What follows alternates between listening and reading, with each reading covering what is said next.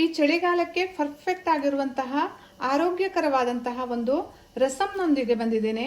Hi friends, ನಮಸ್ಕಾರ. Welcome to ನಳಪಾಕ. ಇದು ನೆಲ್ಲಿಕಾಯಿಯಿಂದ ಮಾಡಿರುವಂತಹ ರಸಂ ಆಗಿದೆ. ಬನ್ನಿ ಇದನ್ನ ಹೇಗೆ ಮಾಡೋದು ಅಂತ ನೋಡೋಣ.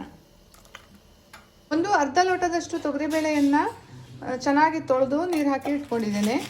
ಈಗ ಇದಕ್ಕೆ ಒಂದು 1/4 ಟೀ ಸ್ಪೂನ್ ಅಷ್ಟು ಅರಿಶಿನ, ಒಂದು ಅರ್ಧ ಟೀ ಸ್ಪೂನ್ ಅಷ್ಟು ಎಣ್ಣೆಯನ್ನು ಹಾಕಿ ಕುಕ್ಕರಲ್ಲಿಟ್ಟು ಒಂದು 5-6 ವಿಸಿಲನ್ನು ಕೂಗಿಸ್ಕೊಳ್ತೇನೆ. ಒಂದು 4 ನೆಲ್ಲಿಕಾಯಿಗಳನ್ನು ಹಾಗೆ 2 ಟೊಮೆಟೊವನ್ನು ತಗೊಂಡಿದ್ದೇನೆ. ಇದನ್ನು ಚಿಕ್ಕದಾಗಿ ಹೆಚ್ಚಿಕೊಳ್ತೇನೆ. ಒಂದು ಮಿಕ್ಸಿ ಜಾರಿಯನ್ನು ತಗೊಂಡು ಇದಕ್ಕೆ ನೆಲ್ಲಿಕಾಯಿಗಳನ್ನು ಹಾಕ್ಕೊಳ್ತಾ ಇದ್ದೇನೆ. ಹಾಗೆ ಹೆಚ್ಚಿಟ್ಕೊಂಡಿರುವ ಟೊಮೆಟೊವನ್ನು ಸಹ ಸೇರಿಸ್ಕೊಳ್ತಾ ಇದ್ದೇನೆ. ಹಾಗೆ 1 ಟೀ ಸ್ಪೂನ್ ಅಷ್ಟು ಜೀರಿಗೆ, 15 ಕಾಳುಮೆಣಸು, 2 ಕೆಂಪು ಮೆಣಸಿನಕಾಯಿ, ಒಂದು ಅರ್ಧ ಇಂಚು ಶುಂಠಿ.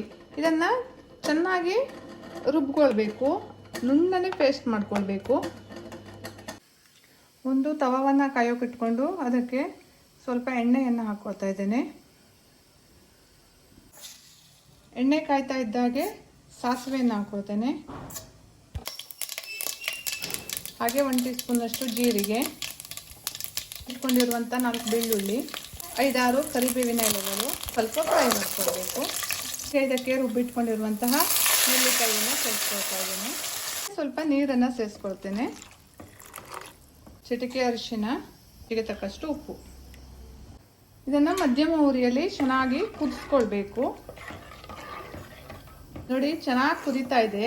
ಈಗ ಕುದೀತಿರುವಾಗ ಬೇಯಿಸಿಟ್ಕೊಂಡಿರುವಂತಹ ತೊಗರಿ ಬೇಳೆಯನ್ನ ಇದಕ್ಕೆ ಸೇರಿಸ್ಕೊಳ್ತೇನೆ.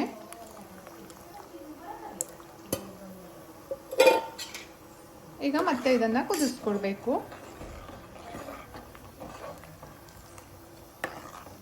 ನೋಡಿ ಎಷ್ಟು ಚೆನ್ನಾಗಿದೆ ಅಂತ. ನೆಲ್ಲಿಕಾಯಿ ಆರೋಗ್ಯಕ್ಕೆ ತುಂಬಾನೇ ಒಳ್ಳೆಯದು. ನೆಲ್ಲಿಕಾಯಿಯ ಬೆನಿಫಿಟ್ಸ್ ಏನು ಅಂತ ಗೊತ್ತಿರುತ್ತೆ ನಿಮಗೆಲ್ಲ. ಕೂದಲಿಗೆ ತುಂಬ ಒಳ್ಳೆಯದು, ಹಾಗೆ ಸ್ಕಿನ್ನಿಗೆ ತುಂಬ ಒಳ್ಳೆಯದು. ಡೈಜೆಷನ್ನಿಗೆ ನೆಲ್ಲಿಕಾಯಿ ತುಂಬಾನೇ ಒಳ್ಳೆಯದು.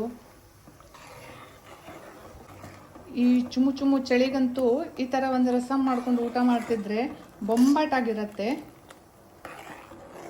ರಸಂ ಅಥವಾ ತಿಳಿಸಾರು ಯಾವಾಗಲೂ ಕುದಿದ ಹಾಗೆ ಟೇಸ್ಟ್ ಚೆನ್ನಾಗಿ ಬರುತ್ತೆ. ಹಾಗಾಗಿ ಇದನ್ನು ಚೆನ್ನಾಗಿ ಕುದಿಸ್ಕೊಳ್ಬೇಕು. ನೋಡಿ, ಚೆನ್ನಾಗಿ ಕುದೀತಾ ಇದೆ. ಈಗ ಹೆಚ್ಚಿಟ್ಟುಕೊಂಡಿರುವಂತಹ ಕೊತ್ತಂಬರಿ ಸೊಪ್ಪನ್ನು ಸೇರಿಸ್ಕೊಳ್ತೇನೆ.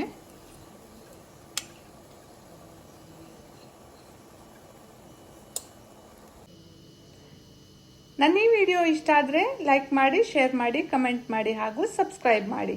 Thank you.